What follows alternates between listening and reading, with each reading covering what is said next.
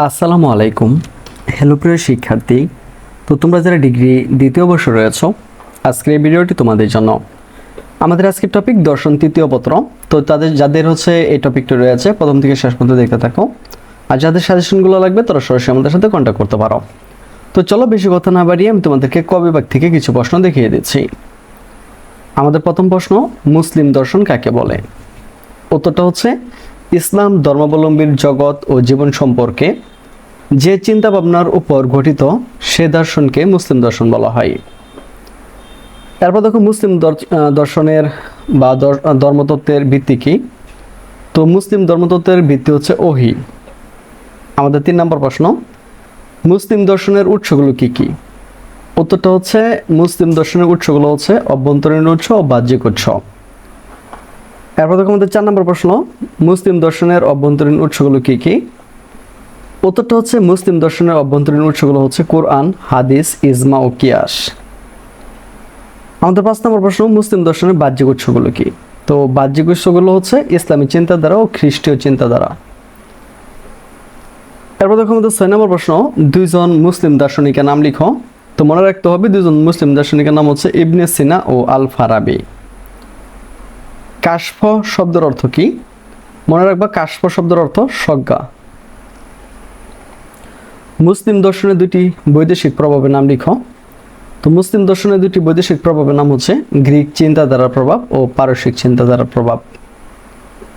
এরপর দেখো, মুসলিম দর্শনের সম্ভাব্যতার বিরুদ্ধে আপত্তি কয়টি ও কি কি? এটা হচ্ছে 3টি। ইসলাম ধর্মের তলোয়ারের আপত্তি, মুসলমানদের আনুধানিক ক্ষমতার অভাব ও ইসলাম স্বাধীন চিন্তাধারা বিকাশে পরিপন্থী।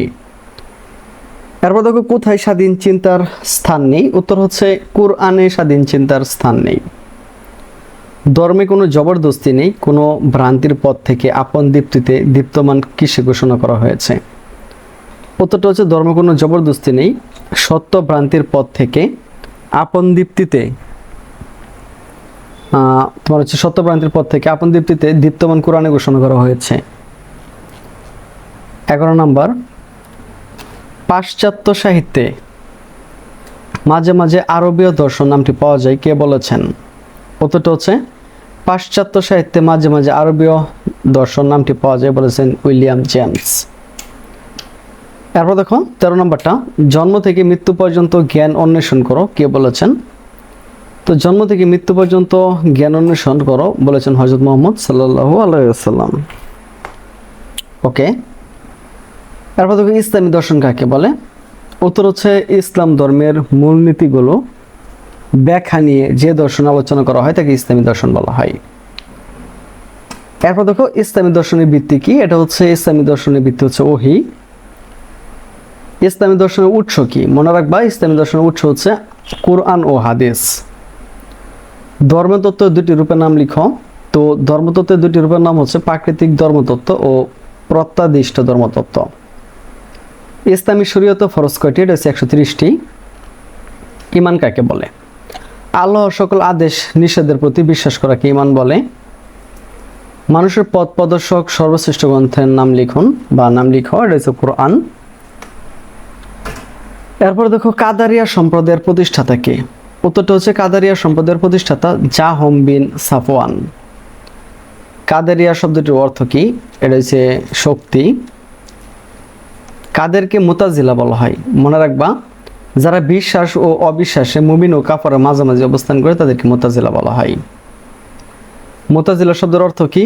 মনে রাখবা, মুতাজিলা শব্দের অর্থ দল ত্যাগকারী। মুতাজিলা সম্প্রদায়ের প্রতিষ্ঠাতাকে? উত্তর হচ্ছে, মুতাজিলা সম্প্রদায়ের প্রতিষ্ঠাতা ওয়াসিল বিন আতা। মুসলিম দার্শনিকদের ফালসাফা বলা হয় কেন? উত্তরটা হচ্ছে, মুসলিম দার্শনিকরা গ্রিক দর্শন দ্বারা প্রভাবিত ছিলেন বলে তাদেরকে ফালসাফা বলা হয়। এরপর দেখো, মুতাজিলা সম্প্রদায়ের নীতিগুলো কি কি? উত্তরটা হচ্ছে, মুতাজিলা সম্প্রদায়ের নীতিগুলো হচ্ছে আল্লাহর একত্ব, পুরস্কারের প্রতিজ্ঞা, শক্তির ভীতি, বিশ্বাস ও অবিশ্বাসের মধ্যবর্তী স্থান এবং ন্যায়ের প্রতিষ্ঠা। এরপর দেখো, মুতাজিলা সম্প্রদায়ের চিন্তাবিদ কে? উত্তরটা হচ্ছে, মুতাজিলা সম্প্রদায়ের চিন্তাবিদ আল জুবায়ের। ওয়াসিল বিন আতা কে ছিলেন? মনে রাখবা, ওয়াসিল বিন আতা ছিলেন মুতাজিলা সম্প্রদায়ের প্রতিষ্ঠাতা।